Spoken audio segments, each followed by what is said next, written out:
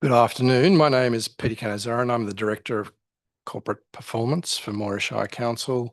I extend a warm welcome to the gallery here at the Dan Cox Room at Nathalia and those joining us via live stream for this afternoon's scheduled meeting of Council. Consistent with Section 13.3 of our governance rules, Council officers have been authorised to record the public session of this meeting using appropriate recording devices. I now turn to the Chair for the prayer and acknowledgement of the traditional owners. Thank you, Chair. Thank you, Mr. Canizaro. Can I please ask people to rise whilst I read the prayer and acknowledgement of traditional owners? Almighty God, we humbly ask you to guide our deliberations for the welfare and benefit of the Moira Shire and its people whom we serve. Moira Shire Council acknowledges the Yorta Yorta Nation as the traditional owners of this land. We recognise the deep spiritual connection to land, waterways and community of the 8 clan groups of Yorta Yorta Nation. We pay our respects to elders past and present and extend that respect to all Aboriginal and Torres Strait Islander peoples. Please be seated.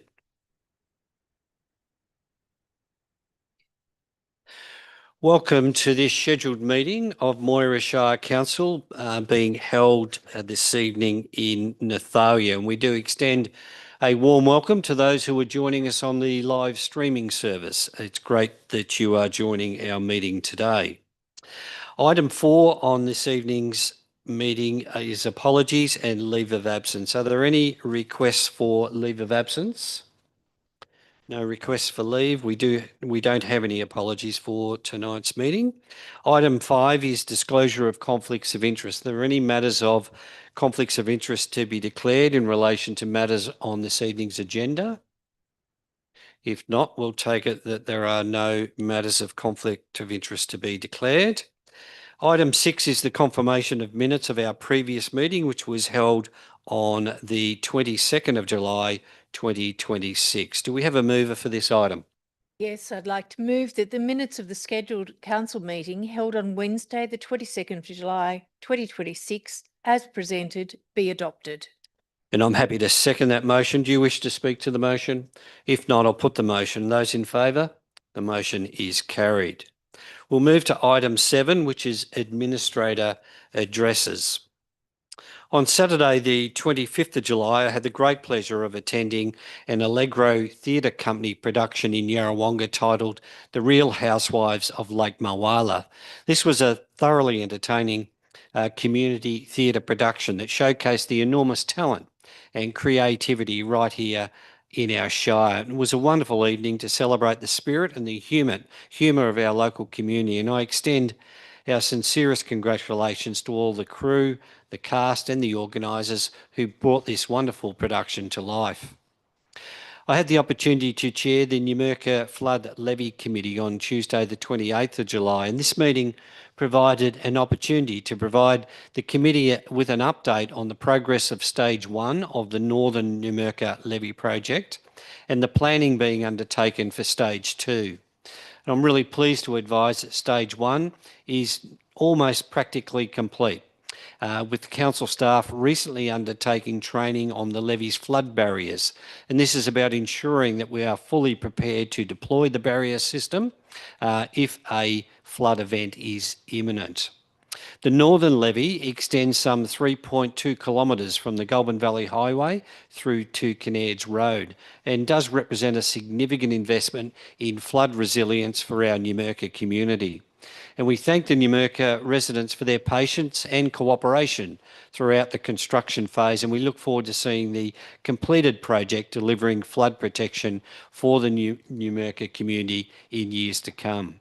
Planning for Stage 2 is already well underway as part of Council's Forward Works program, and we look forward to working with the committee and the broader community in finalising the detailed designs.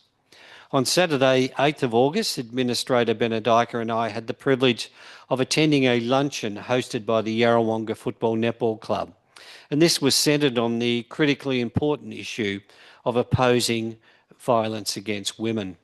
The luncheon featured a guest speaker, Phil Cleary, who's passionate and deep personal advocacy on this issue is well known across Victoria and beyond.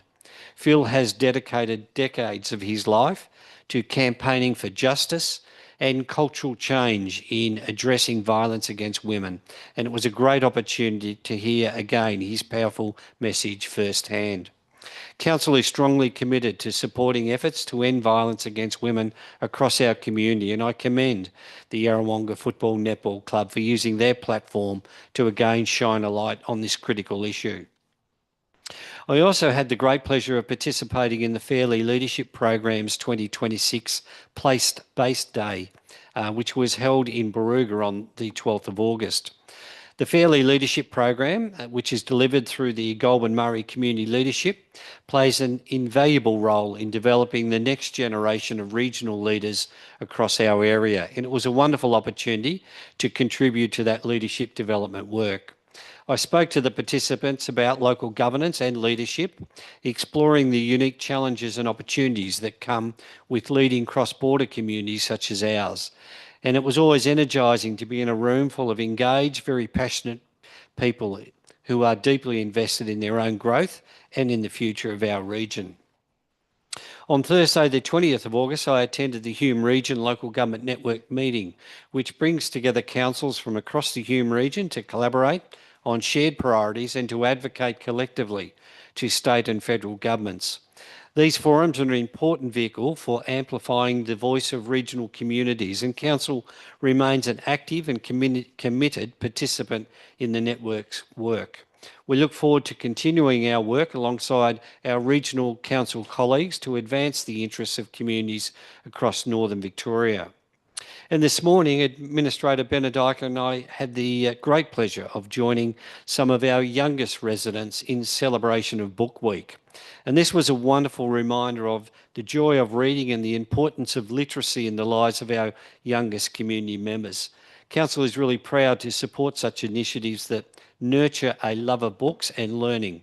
And I thank the students and their teachers for such a warm welcome to both Administrator Benedica and myself. I'll now move to Administrator Benedica for your address. Thank you, Chair. On Thursday, the 23rd of July, I attended the official opening of the upgraded hard courts at the Waiai Recreation Reserve. The $855,000 project was a three-way partnership between Moira Shire Council, the state government and the local community. Sport and Recreation Victoria's Regional Community Sports Infrastructure Fund contributed $692,000, Council contributed $133,000, and the Waiai Rec Reserve Committee of Management contributed $30,000.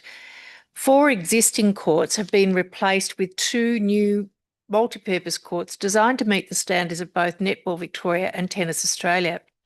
The upgrade also included new shelters for players and officials, improved lighting and secure fencing. And these are high-quality facilities that will now meet the needs of Waiai community for many years to come. Council's committed to investing in communities right across the Shire, including these smaller towns. It was great to have the acknowledgement of Dennis Brooks speaking on behalf of the Waiai Rec Reserve Committee to acknowledge the team who drove the project and the long-term support of Sport and Rec Victoria and Council. After the opening, I visited the Waiai Football Netball Club training night gathering to catch up with members about the club and their facilities. On Thursday, the 30th of July, both Chair Administrator Emonson and I attended the opening of a time capsule marking 75 years of Murray Goulburn and Saputo operations in Cobram. This is a significant milestone for the local dairy industry and for Cobram as a community. The Cobram facility has been a cornerstone of the regional dairy sector for 75 years, supporting local employment and underpinning agricultural economy of the Shire. The time capsule was an official fitting acknowledgement of that history and the contribution of many workers and farmers who were part of the operation and the cooperation over the decades. It was actually great to feel the palpable excitement as the items were revealed, including past awards, newspaper articles, and a remarkably well preserved cheese.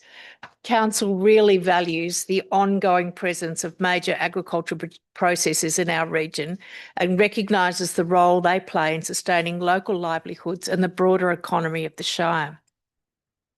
On Thursday, the 6th of August, the CEO and I attended a training night at Tungamar Football Netball Club. As with previous visits to clubs right across the Shire, this was an opportunity to meet community members in their own setting, observe their facilities in use, and hear directly from club members about what's working and what might need attention.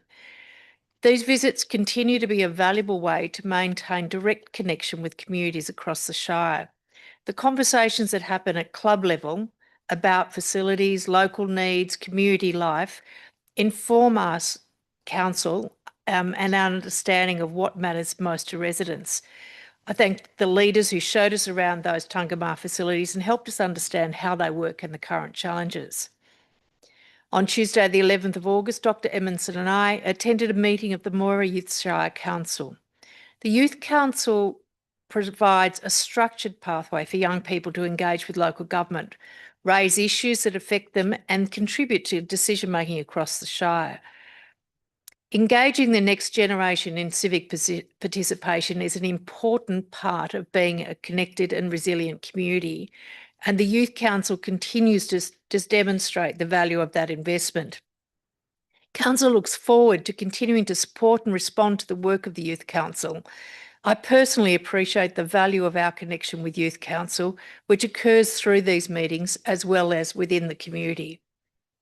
On Wednesday, the 12th of August, I attended the Goulburn Valley Integrated Family Violence Partnership Professionals Networking Session, which was held at the Cobham Civic Centre. The event was organised by the Goulburn Child and Family Services Alliance and the partnership, which is a collaboration of agencies working together to strengthen the regional response to family violence.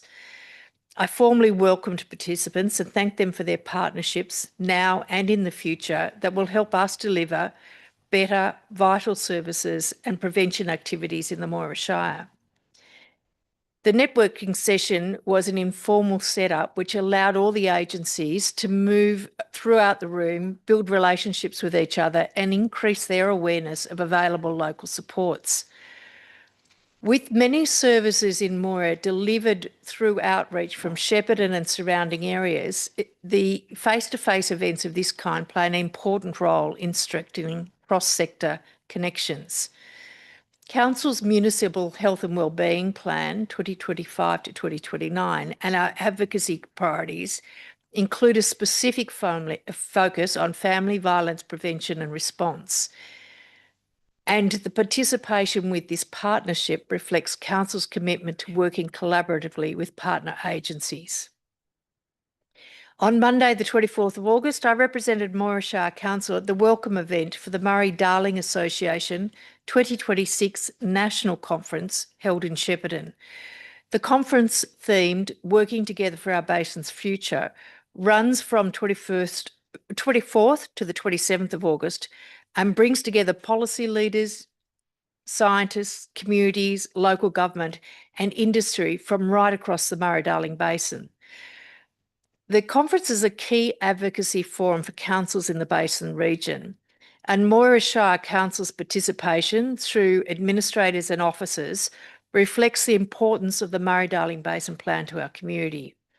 Water security, the ongoing impacts of the Basin Plan on agriculture production and local economies, and long-term planning for the region are all matters that require sustained engagement at the national level.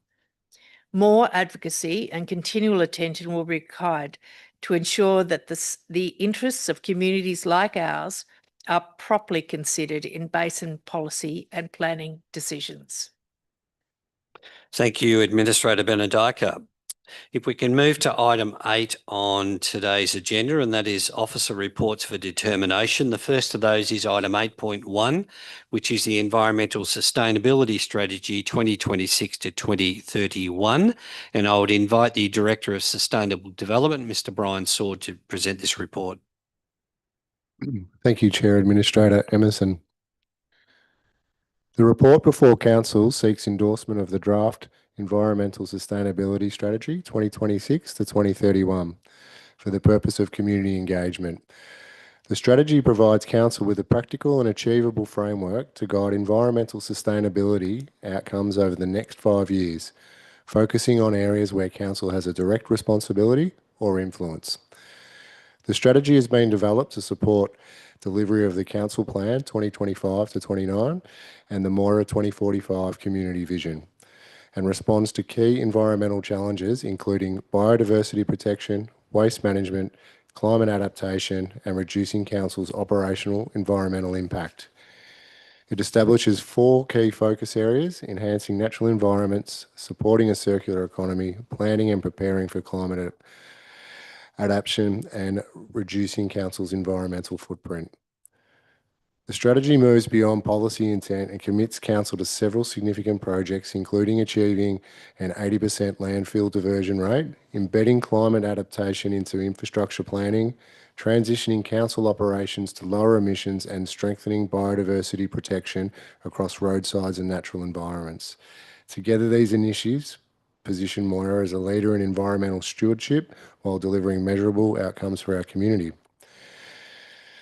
Community feedback received during preliminary consultation has informed its development, and endorsement today will allow broader community engagement to occur before a final version is returned to Council for consideration. I commend the report to Council and recommend that Council endorse the draft Environmental Sustainability Strategy 2026 to 2031 for community engagement, and note that the document will undergo graphic design prior to consultation commencing. Thank you. Thank you, Mr. Sword. Is there a motion for this item tonight? Yes, I'd like to move that Council, number 1, endorse the draft Environmental Sustainability Strategy 2026 to 2031 as included in Attachment 1 for the purpose of community engagement for a minimum period of 21 days, and 2, note that the draft Environmental Sustainability Strategy 2026 to 2031 will undergo graphic design prior to the commencement of community engagement.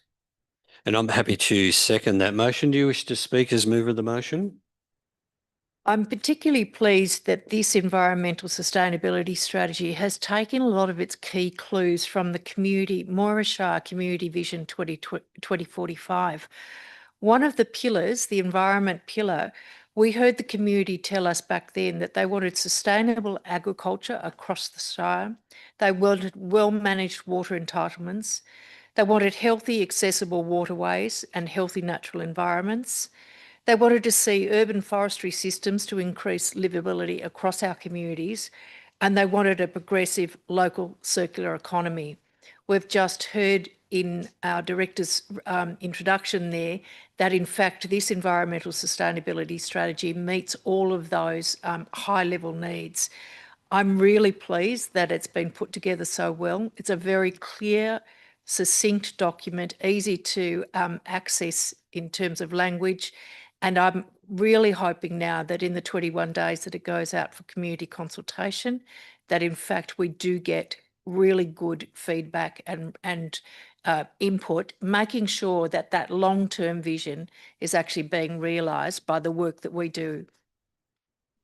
Thank you, Administrator Bernardica. If I can just echo congratulations to everyone that's been involved with putting this environmental sustainability strategy together. There's been an enormous amount of work in the preparation of this strategy. It is an important strategy for our future, and we really look forward to receiving the community's feedback before we finalise the strategy as an endorsed council document. With that, I'll put the motion. Those in favour? The motion is carried. Item 8.2 is the review of the risk appetite statement, and I would invite the Director of Corporate Performance, Mr. Peter Canizzaro, to present this report. Good afternoon, Chair, Administrator Emerson, and through you. The purpose of this report is to seek Council's endorsement of the reviewed risk appetite statement as presented in Attachment 1. By way of background, Council's risk appetite statement establishes the level of risk Council is willing to accept across 10 risk categories. It is scheduled to be reviewed annually or whenever there is significant change to council's operating environment.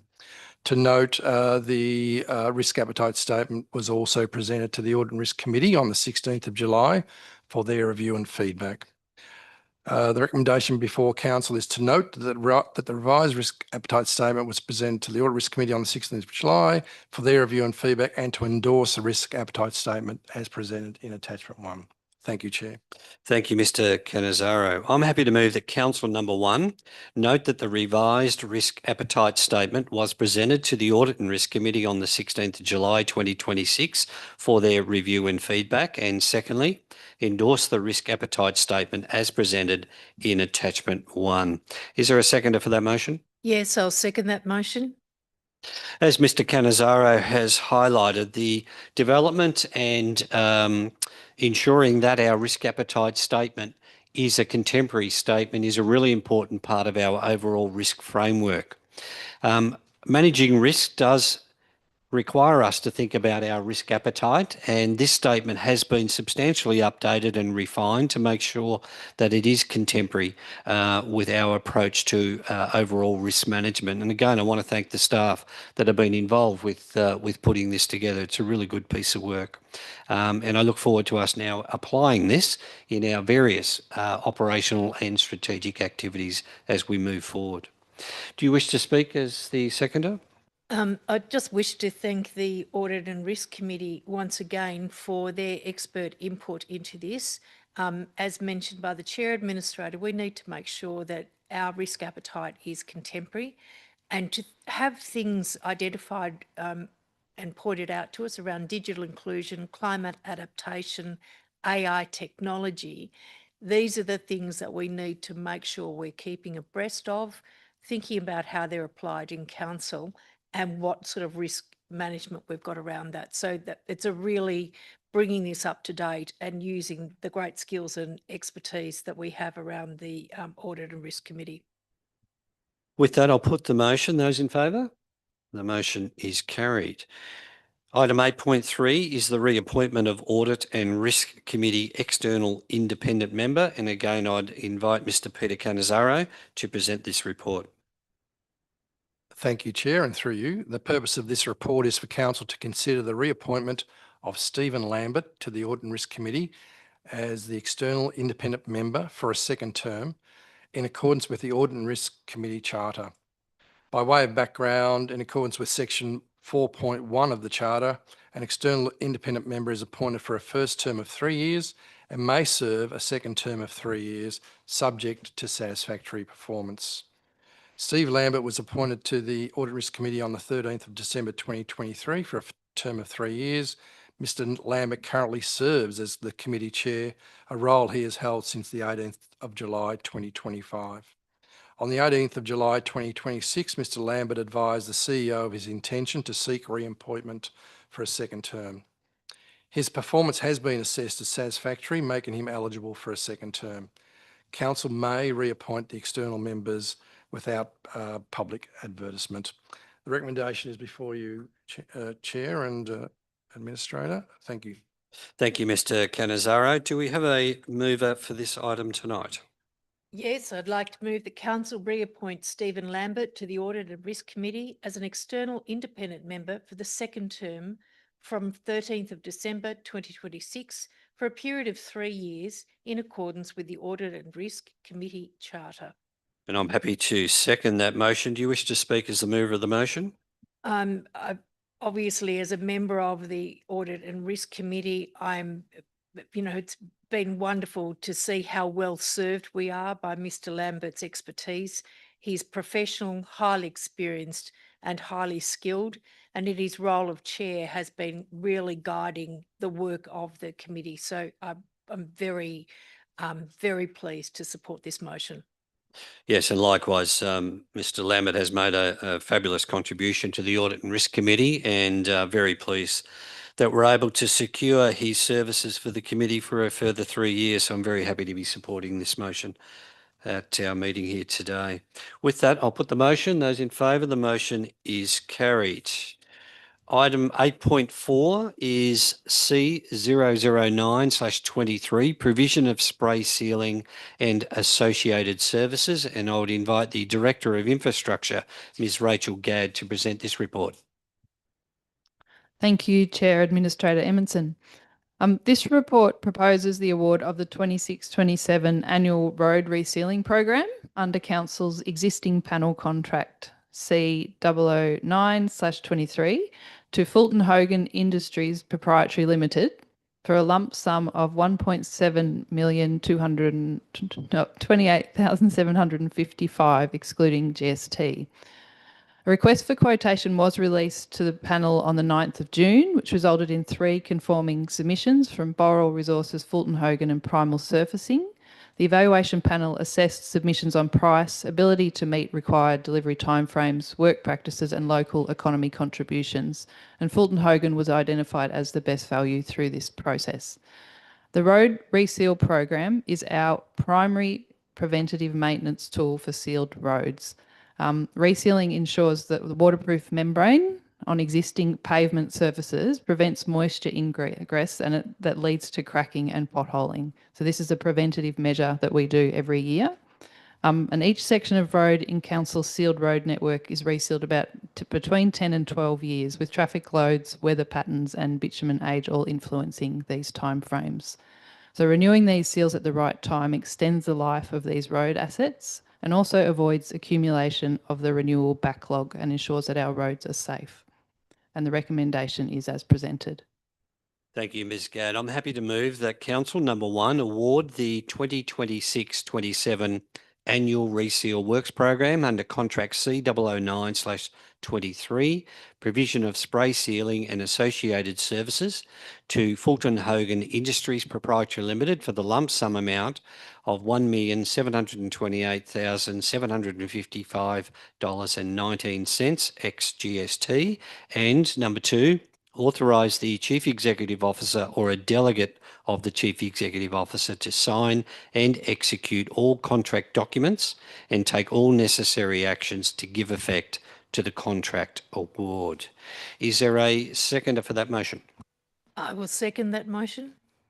Just very quickly, as Ms. Gadd has already highlighted, the renewal of our road seals is a critical component to maintaining our road network.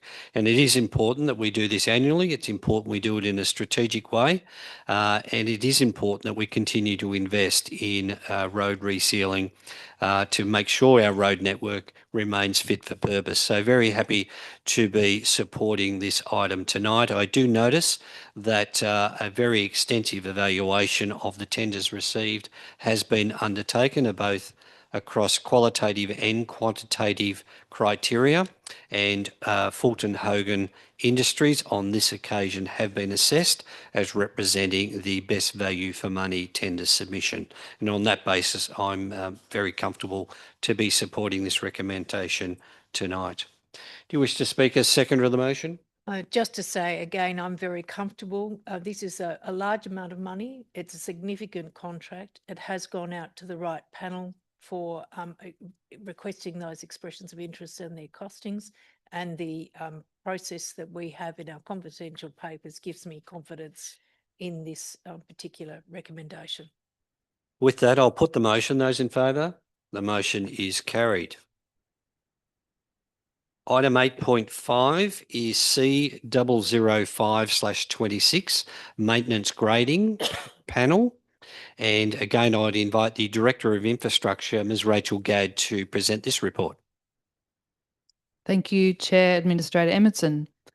This report presents the results of the tender process to identify suitably experienced contractors to assist in the delivery of the annual maintenance grading program across the Shire.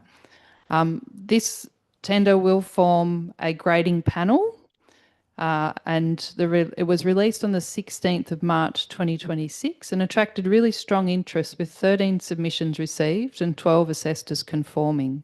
So the tender evaluation panel assessed each submission against the weighted criteria for compliance, price, local economy, contribution and track record. And this identified 3 suppliers preferred for inclusion on the panel. and an independent probity advisor has reviewed this process as fair and consistent. So council maintains 3,813 kilometres of road network, which a significant portion is unsealed gravel roads, and they require regular grading to keep them safe and to meet our road management plan obligations. So the panel of three was deliberately chosen to ensure geographic coverage across the Shire and to allow for operational redundancy. The annual budget for grading is 2.75 million, and it's delivered over a 7 to 8 month period centred around good weather. And this proposed contract will see 3 local suppliers, so Lawrence Brothers Quarries, Northern Grader Hire and O'Loughlin Excavations, placed on a panel for an initial 1 year with the option of 2 more 1 year extensions based on performance. They will then be engaged on the unit rates provided during the tender process for this financial year, and the recommendation is as presented. Thank you, Ms Gadd. Is there a mover for this item?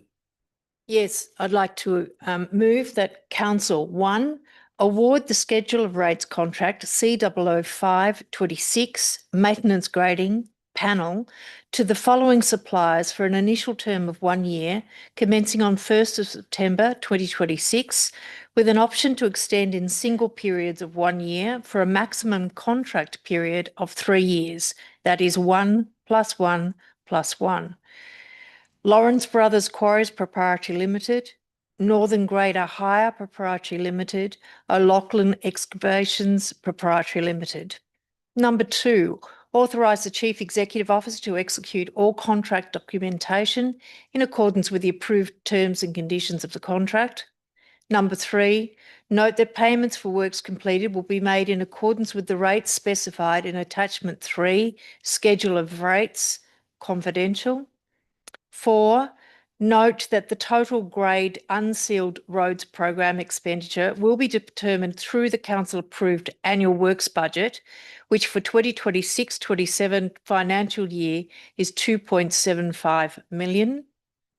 5, authorise the Chief Executive Officer to exercise the contract extension options in accordance with the terms of the contract, subject to satisfactory contractor performance and alignment with Council's budgetary objectives. Number 6, authorise the Chief Executive Officer to award individual maintenance grading works to suppliers on the contracted panel over the life of the contract, providing that A, the awarded works are within council-approved annual works budget for the relevant financial year, and B, the engagement of the supplier demonstrates value for money for council. I'm happy to second that motion. Do you wish to speak as the mover of the motion? Just as we spoke in the last item, the way in which we maintain and grade our roads and have that constant focus on those roads is incredibly important to the transport and communities, people, both economic and social connections right throughout the Shire. With 3,813 kilometres of roading is significant, and we've got to really keep them in good condition. The amount budgeted this year is 2.75 million. That also has to be managed well. And I'm very pleased that in the final part of the motion that's just been moved, the engagement of the supplier must demonstrate value for money. So even though they're on the panel, it still has to fit within the annual budgetary requirements, and it must always demonstrate value for money. Thank you. Thank you, Administrator Benedika. With that, I'll put the motion. Those in favour? The motion is carried. Item 8.6 is the Moira Shire Council's Reconciliation Action Plan, and I would invite the Director of Community, Mr Scott Williams, to present this report. Thank you, Chair. This report seeks Council's endorsement of Moira Shire's inaugural Reconciliation Action Plan. The plan represents an important milestone in Council's reconciliation journey and provides a practical framework to strengthen relationships, respect and opportunities in partnership with Aboriginal and Torres Strait Islander people. Developed in accordance with Reconciliation Australia's nationally recognised RAP framework, the plan has been prepared in consultation with the Yorta Yorta Nation Aboriginal Corporation and reflects Council's commitment to building meaningful relationships with the traditional owners of the land in which we live and work. Importantly, the plan contains measurable actions and clear accountability mechanisms to guide implementation over the next 18 months.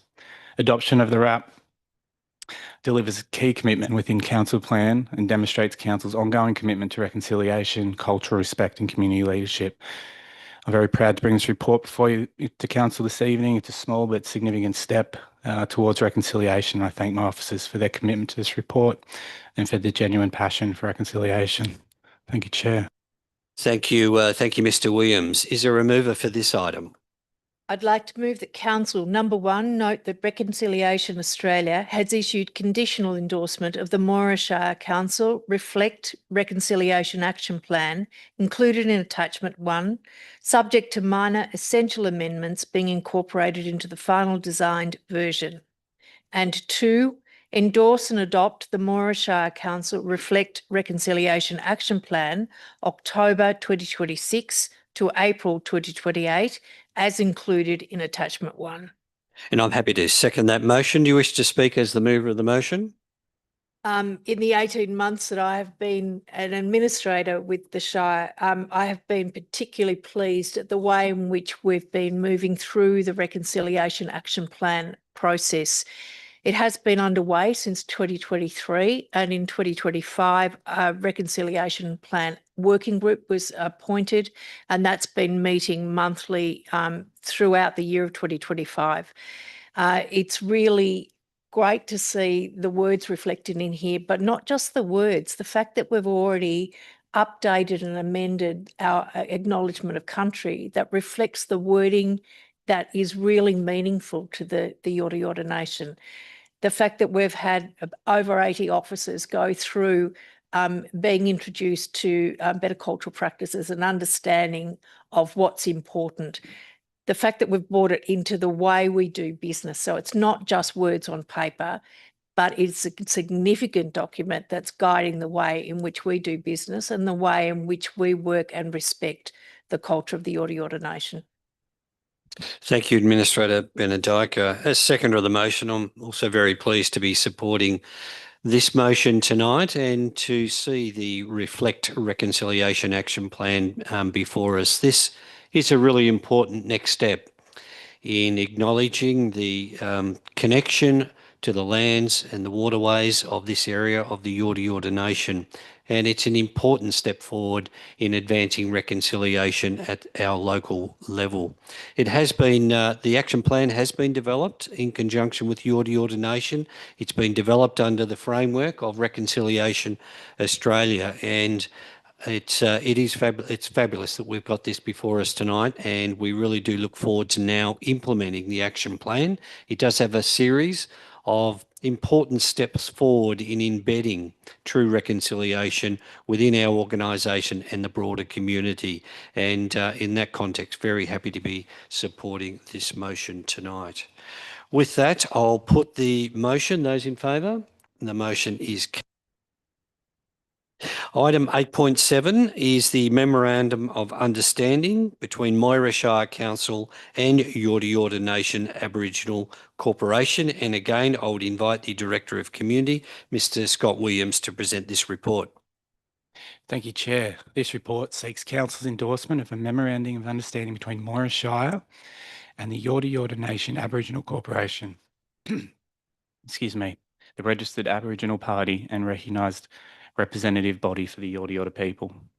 The agreement reflects a shared commitment to reconciliation, cultural respect, self-determination, and working in partnership to achieve better outcomes for Aboriginal and Torres Strait Islander peoples across the Moira Shire. The MOU has been developed collaboratively with Yorta Yorta and outlines the responsibilities and commitments of both parties and formalises a strong and growing relationship between our two organisations and establishes a framework for ongoing collaboration over the next 5 years. Thank you, Chair. Thank you, Mr. Williams. I'm happy to move that Council number 1 endorse the Memorandum of Understanding between Moira Shire Council and Yorta Yorta Nation Aboriginal Corporation as included in Attachment 1, and number 2, authorise the Chief Executive Officer of Moira Shire Council or a delegate of the Chief Executive Officer to execute the Memorandum of Understanding on behalf of Council.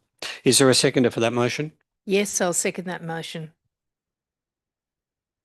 The Memorandum of Understanding between Moira Shire Council and the Yorta Yorta Nation Aboriginal Corporation is again another important step forward in mobilising a shared commitment to recognition, respect and acknowledgement of our traditional owners. It is a very tangible statement of how we will work together to advance a range of matters that go to respect, recognition and acknowledgement. And I'm really pleased that, again, this has been worked up collaboratively between Council and the Yorta Yorta Nation Aboriginal Corporation. And it is an important step in mobilising and embedding the Reconciliation Action Plan, which we've also just endorsed. So I'm very pleased that we're able to support this MOU tonight. Do you wish to speak as the seconder of the motion? Again, the importance of this document. It lays out the respective relationships between Yorta Yorta Aboriginal Nation and Moira Shire Council. It is founded on a set of principles, and those principles guide that the Memorandum of Understanding, and we have specific acknowledgements and commitments that each of us will make as partners. We've got terms of the agreement, and we've got a way of evaluating how it is working for both parties. I'm really pleased that we now have this as a formalised document here at Council, and I'm looking forward to, on its endorsement, to being able to have that signed agreement with the Yorta Yorta Nation. With that, I'll put the motion. Those in favour, the motion is carried. Item 8.8 on this agenda is the 2027 proposed scheduled council meeting, and I would invite the Director of Corporate Performance, Mr. Peter Canizzaro, to present this report. Thank you, Chair, and through you. The purpose of this report is for Council to consider fixing the time, dates and locations of the scheduled council meetings for 2027. By way of background, in accordance with the Council's governance rules, Rule 4.1.1, at or before the last meeting of each calendar year, Council must fix the date, time and place of all council meetings for the following calendar year. Council does not currently have any delegated committees, so this report only deals with scheduled council meetings. You should note also that the proposed schedule for 2027 will spread the meetings evenly across the 4 towns of Cobram, Yarrawonga, Nathalia and Numurkah, with 3 meetings apiece. Currently in this calendar year, we have 6 meetings in Cobram, 2 in Nathalia, 2 in Numurkah and 2 in Yarrawonga. Thank you, Chair. The recommendation is before you. Thank you, Mr. Canizzaro. Is there a motion for this item? I'd like to move that Council fix the dates, locations and times of the 2027 scheduled council meetings as shown in Table 1 of the report in accordance with Section 4.1 of the Moira Shire Council Governance Rules. And I'm happy to second that motion. Do you wish to speak as the mover of the motion? I think that Mr. Canizzaro has pointed out the 2 important things. One is this is giving us a transparent schedule of council meetings. We really enjoy people coming along, observing the meeting and participating in the democracy. And I'd also like to point out that this now evens out the meetings between every single of the major locations throughout the Shire. So they're the 2 things that I think are important to note. Thank you, Administrator Benedika. With that, I'll put the motion. The motion is carried. Item 8.9 is the Municipal Building Control Intervention Policy, and I would invite the Director of Sustainable Development, Mr. Brian Sword, to present this report. Thank you, Administrator Chair. The report before Council seeks adoption of the Municipal Building Control Intervention Policy, which provides a clear and consistent framework for how Council and the Municipal Building Surveyor respond to complaints, reports and emergencies relating to building work where a private building surveyor has been appointed. The policy replaces the previous intervention where a private building surveyor is responsible policy, which was last reviewed in 2020. The revised policy represents a significant improvement on the previous version. It incorporates a comprehensive risk assessment framework directly into the policy, providing a transparent and consistent method for determining when council intervention is required. The policy includes defined response actions based on risk levels, ranging from referral to the relevant private building surveyor for lower risk, through to immediate action by the municipal building surveyor and potential emergency orders for high-risk situations. Importantly, the policy strengthens governance, improves clarity for the community and building practitioners, and supports council's statutory responsibilities under the Building Act 1993. I commend the report to council and recommend adoption of the Municipal Building Control Intervention Policy and revocation of the existing policy it replaces. Thank you. Thank you, Mr. Sword. I'm happy to move that council adopt the Municipal Building Control Intervention Policy as presented in Attachment 1, subject to amendments where required. A, to reflect that the Victorian Building Authority has been replaced by the Building and Plumbing Commission, and B, to correct minor typographical errors, and secondly, that the current intervention where a private building surveyor is responsible policy be revoked. Is there a seconder for that motion? Yes, I'll second that motion. Thank you, Administrator Benedica. This policy is an important policy to guide interventions where the municipal building surveyor is required to deal with matters where a private building surveyor has been appointed. And this is an important part of council fulfilling its statutory responsibilities under the Building Control Act. And the risk matrix, which is now provided in the revised policy, is a really good framework to give clarity to all parties, including the municipal building surveyor, as to how we will deal with complaints and other interventions that may be required. So I'm really pleased to be supporting the motion tonight to adopt this new intervention policy. Do you wish to speak as seconder of the motion? With that, I'll put the motion. Those in favour? The motion is carried.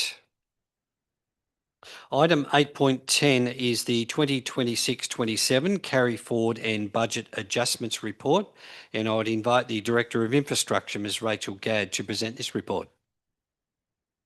Thank you, Chair Administrator Emerson.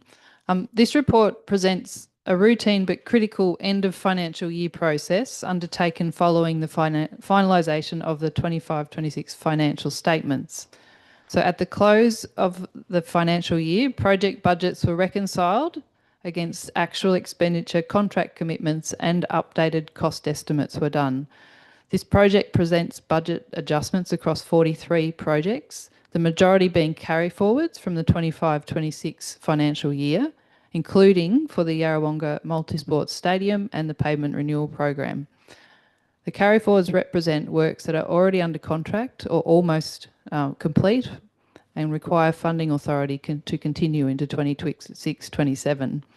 Along with these carry forward projects, there are several projects where budget increases are being requested due to compliance matters or tenders results coming in higher than the allocated budgets.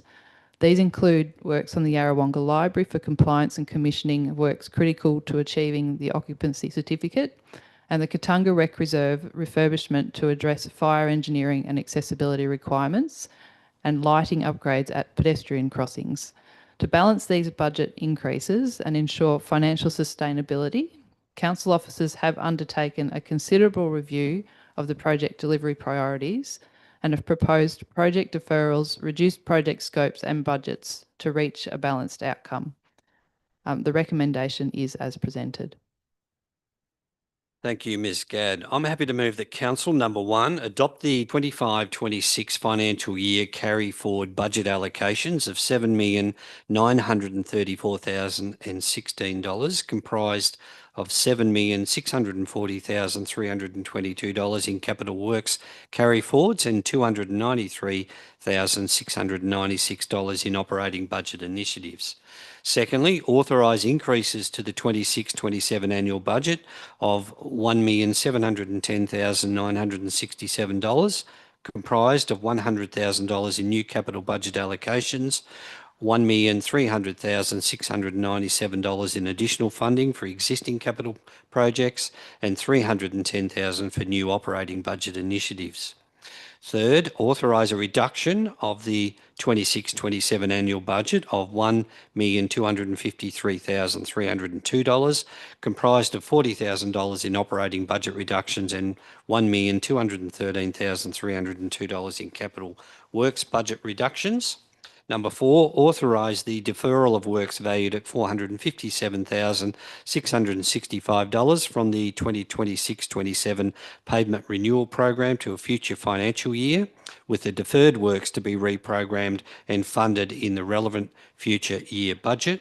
And number 5, note that the combined effect of the above adjustments results in a net increase to the 26-27 capital works budget of $7,370,320, producing a revised capital works budget of $779, together with an additional $563,696 in operating budget expenditure. Is there a seconder for that motion? Yes, I'll second that motion. Thank you, Administrator Benedica. This report brought before us tonight is essentially making adjustments to the 26-27 budget, largely to recognise funds being brought forward from the previous financial year to enable the completion of important capital works. It is recognised that the carried forward budget allocations are also matched with funding that is brought forward as unspent from the previous year. Essentially, these projects are works in progress and the funding is brought forward to enable their completion.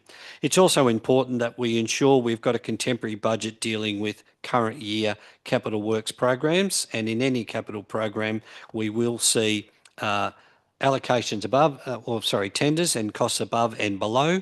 And this report before us tonight seeks to acknowledge where we do need to make adjustments to enable the capital program to continue. It is important to recognise here that the allocations are funded by offsets to ensure that there's no net decrease or negative impact on our overall budget position. Do you wish to speak as the seconder of the budget? Just to amplify the second point that you've made, or the last point that you've made, that when this has come before us, when we're actually looking at the increase in expenditure and the moving increase in expenditure, either for compliance works or the things that need to be done to finalise projects, that it has been offset by reductions. That takes a fair amount of financial discipline to be able to hold true to that, and I acknowledge that the officers have done that work. So yes, with that proviso, knowing that we're able to keep within a financially sustainable trajectory, I'm quite happy to support this motion. With that, I'll put the motion. Those in favour? The motion is carried. Item 8.11 is disbandment of the Barmah Forest Heritage and Education Centre Advisory Committee, and I'd invite the Director of Community, Mr Scott Williams, to present this report. Thank you, Chair. This report seeks council resolution to disband the Barmah Forest Heritage and Education Centre Advisory Committee, which was established by Council in 2024. The Advisory Committee was formed to provide structured community and stakeholder input into the future direction of the centre, in which they have done a tremendous job. At their meeting in July, the Advisory Committee resolved to request its own disbandment in preference for transitioning to a Friends of model. This report recommends that Council accept the Advisory Committee's request to authorise the CEO to notify all members of the disbandment in writing and formally acknowledge and thank the members for their contribution to the centre and to the broader Moira Shire community. And may I take the opportunity to thank the committee for their engagement and passion. These volunteers from here in Nathalia and surrounds have shown great dedication to the centre and to community. Thank you, Chair.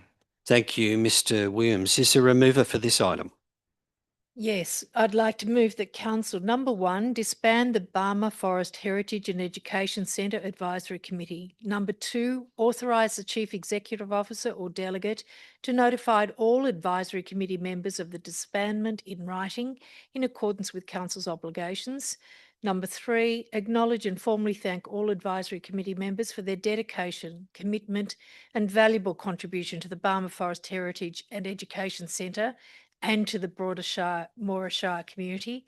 And number 4, delegate authority to the Chief Executive Officer or delegate to endorse a terms of reference to establish a Friends of the Barmah Forest Heritage and Education Centre group to support the ongoing activation and community engagement at the centre. And I'm happy to second that motion. Do you wish to speak as the mover of the motion? Over the past 18 months, I've had the absolute privilege of chairing this particular Heritage Centre Advisory Committee. The dedication of community members has been profound. They've helped us work through a strategic approach to what the centre might look like in the future and how it might better interact with the local community and still keep the significant focus on heritage, the forest heritage, the water heritage, the environment, and the First Nations stories, all of which are well showcased within the centre. So the centre still keeps going. It does what it's meant to be doing, and the committee becomes a Friends of group where it can really activate the community and get their ongoing community involvement in the Barmah Forest Heritage and Education Centre. I'd like to personally thank all of those members with whom I've worked, and I get the opportunity to do that informally at their next scheduled meeting, which will be the first meeting of the Friends of Group. Thank you. Thank you, Administrator Benedika. With that, I'll put the motion. The motion is carried. We now move to section 9, which is officer reports for information.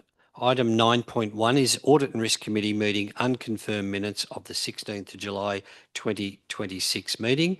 And I'd invite the Director of Corporate Performance, Mr. Peter Canizzaro, to present this report. Thank you, Chair, and through you. The purpose of this report is for Council to note the unconfirmed minutes of the Audit and Risk Committee meeting held on the 16th of July 2026, which is included as a confidential attachment 1. By way of background, the Audit and Risk Committee considered 18 items at the 16th of July 2026 meeting.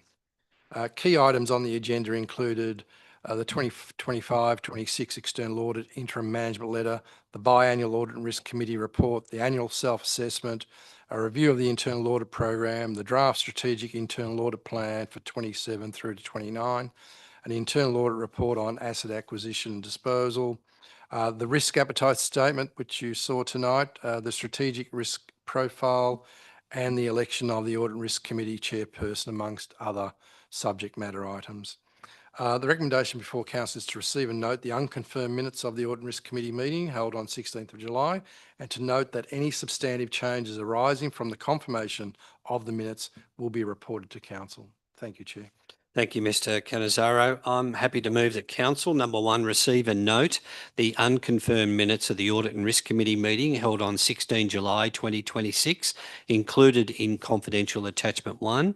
And secondly, note that any substantive changes arising from confirmation of the minutes will be reported to Council.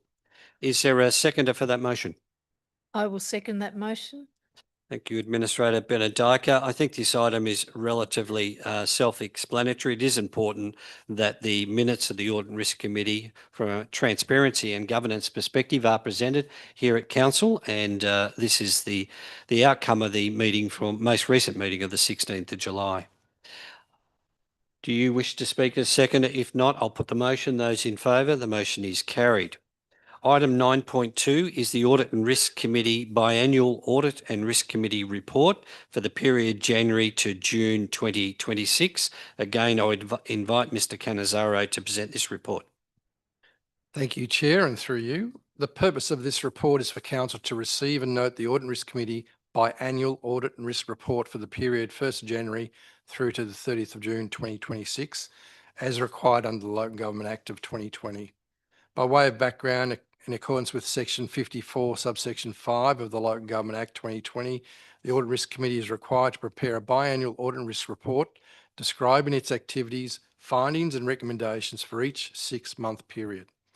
The report for January through to June 2026 has been prepared by the committee and is tabled at this meeting in accordance with Section 54, subsection 5B of the Act, and the full report is provided as a confidential item in attachment 1. The recommendation is before you. Thank you, Chair.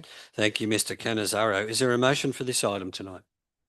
Yes, Chair, I'd like to move that Council receive and note the Audit and Risk Committee biannual audit and risk report for 1st of January to 30th of June 2026, as shown in confidential attachment 1 and prepared in accordance with section 54, subsection 5 of the Local Government Act 2020.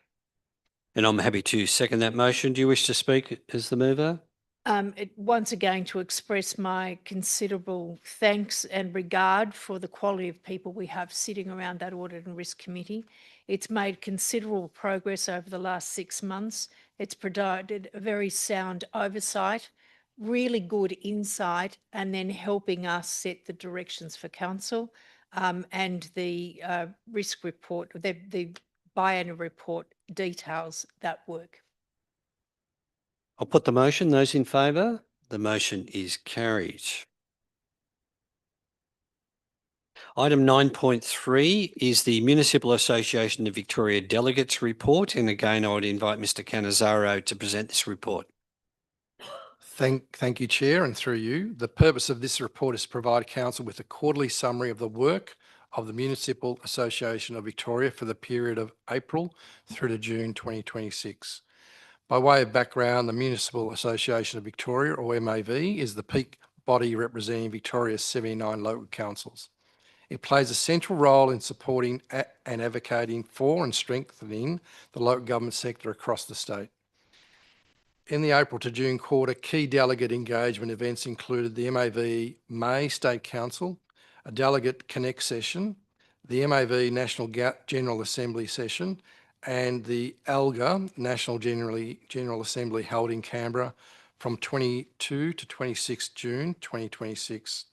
The recommendation before Council is to note the MAV Delegates Report for the period of April through to June 2026. Thank you, Chair. Thank you, Mr Cannizaro. I'm happy to move that Council note the MAV Delegates Report for the period of April to June 2026. Is there a seconder for that motion? Yes, I'll second that motion. This report is a new approach to articulating the various activities carried out by the Municipal Association Victoria on a quarterly basis.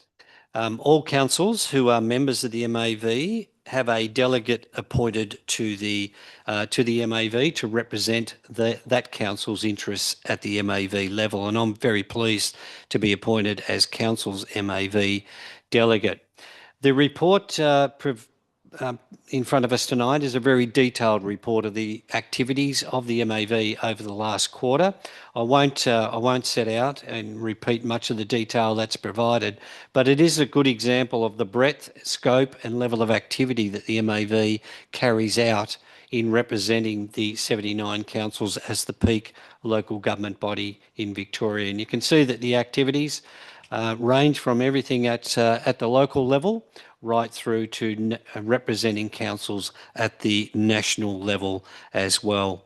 We look forward to receiving these delegates' reports on a quarterly basis and making them available through our council meeting in the future as well. Do you wish to speak as the seconder of the motion?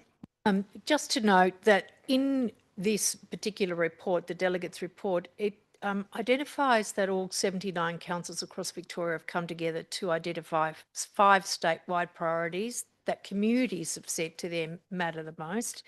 And I'm very pleased that it seems to reflect a lot of the things that we say about safe and cohesive communities, safer roads and local transport connections, community legacy benefit sharing, connected housing and securing the future of local government. And it's very good to see that that's elevated now to a statewide level for advocacy. Thank you, Administrator Benedica. With that, I'll put the motion. Those in favour, the motion is carried. Item 9.4 is the Audit and Risk Committee Annual Self-Assessment. And again, Mr Cannizaro, I'd invite you to present this report.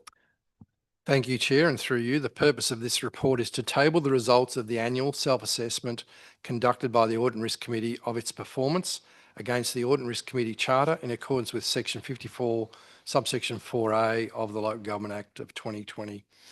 Again, by way of background, members of the Audit and Risk Committee completed a survey assessing the committee's performance across 7 areas detailed in the Audit and Risk Committee Charter.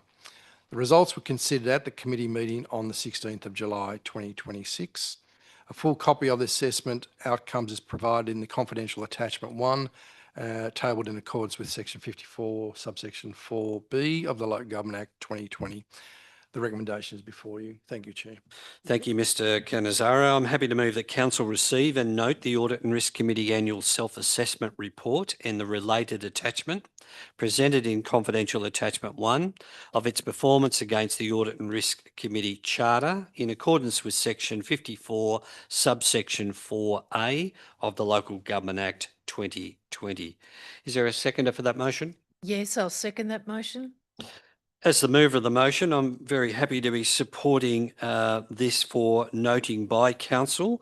It is good governance practice to undertake a self-assessment on an annual basis, and the Audit and Risk Committee has undertaken this exercise in recent months. It has looked at the 7 key areas of performance that are articulated in the Audit and Risk Committee Charter, which is established by this council, and it is pleasing to see the level of performance based on this self-assessment. There are always things to improve. There's always opportunities for us to do things better and differently. And by doing this annual self-assessment report, it provides us with an opportunity to step back and see how we can even continue to improve further. And I want to thank the Audit and Risk Committee members for undertaking this exercise again.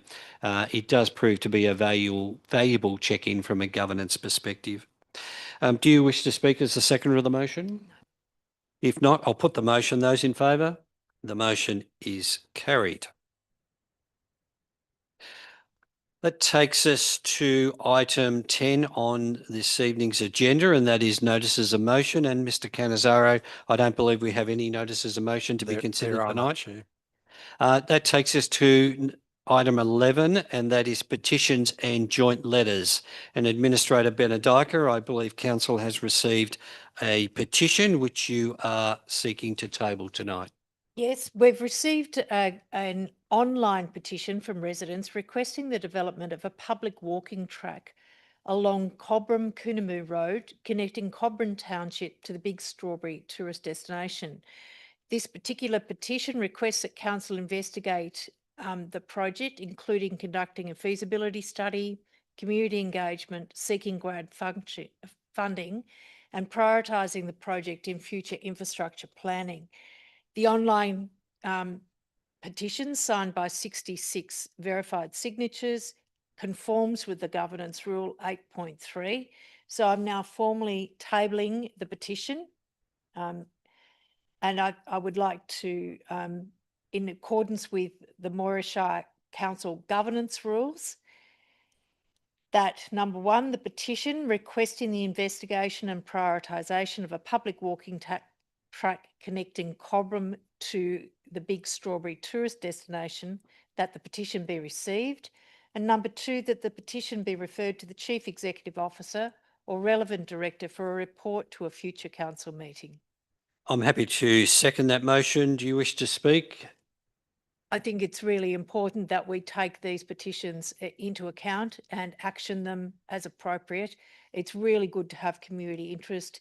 Obviously, we've still got budgetary considerations all the time, but when we start thinking about what does the community, what will meet community needs, and then how do we prove that and then find the appropriate funding, I think this is a really good part of the community engagement process. Thank you. Thank you, Administrator Benediker. With that, I'll put the motion. Those in favour, the motion is carried. Item 12 on the agenda this evening is the council seal. I don't believe there's any documents to attract the council seal. None at all. Are there any items of urgent business? None, Chair.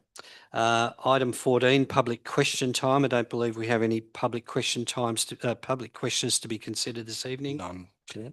That does take us to the end of the agenda for this evening's scheduled meeting of council being held here in Nathalia. Can I thank members of the gallery that have joined us to witness tonight's meeting, and to the members of the community who have joined us via our streaming service. We also thank you for joining this council meeting.